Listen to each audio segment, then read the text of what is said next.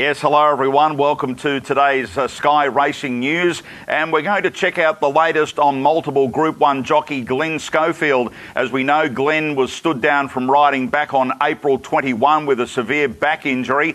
The good news is, with some resting up, he'll be back riding at Hawkesbury on Thursday week. He's looking forward to being a part of the Scone action, the Cup action on the Friday, and then he jumps on a plane. He's excited to be riding Le Romain in the Doomben 10,000 on Saturday, May 12. So Glyn Schofield returning well, and he'll be back on Thursday week at Hawkesbury.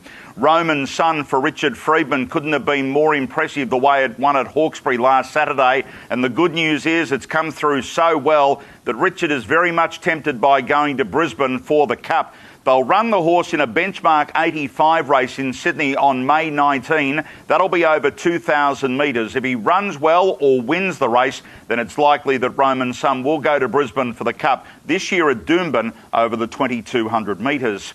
Closer to home this Saturday, a lot of interest in a 3-year-old filly called Highway that's heading towards the Queensland Oaks. Now, her last couple of wins for trainer Steve Engelbrecht have been really strong, winning in the blue and white star out wide here, and goes to Saturday over 1,800 metres, has drawn barrier 10 of 10, but normally with her racing pattern, that barrier shouldn't be too much of a hindrance. She's a very professional type, according to Steve, and look, they're very much hopeful of making it to Queensland to run into the Oaks. So watch for Highway at Rosehill on Saturday.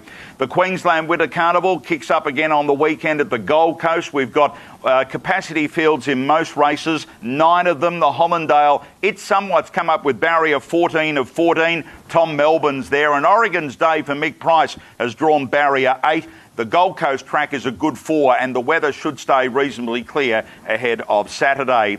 While in Queensland, there was a really impressive 2-year-old win by Pisoni last Friday at the Sunshine Coast, trained by Tony Gollan. It's a 2-year-old gelding on this day, had a beautiful barrier, was able to lead and control. Tony has told me the horse has always shown a great deal of ability and speed. Look, the horse earned a bit more than $10,000 in prize money for the Sunny Coast win. They'd love to get Pisoni into the Group 2 Champagne Classic on Saturday week, but that will come down to prize money. Will it be enough? But certainly has a good opinion of Pisoni going forward. Well, tomorrow, Thursday and Friday, looking forward to a massive coverage on Sky and Sky Sports Radio of the Wagga Cup Carnival. A little bit overcast today, no sign of rain at this stage. The track is a good 3. The Wagga Town Plate, well, Ashlaw is the one that they've really jumped into, now into 260 with tab fixed odds for Dan McCarthy. Oxford Poet, definitely on the way. It's drawn wide, but travels down from the Central Coast to run at Wagga in the Town Plate tomorrow. And then, of course, on Friday, it's Wagga Wagga Cup Day.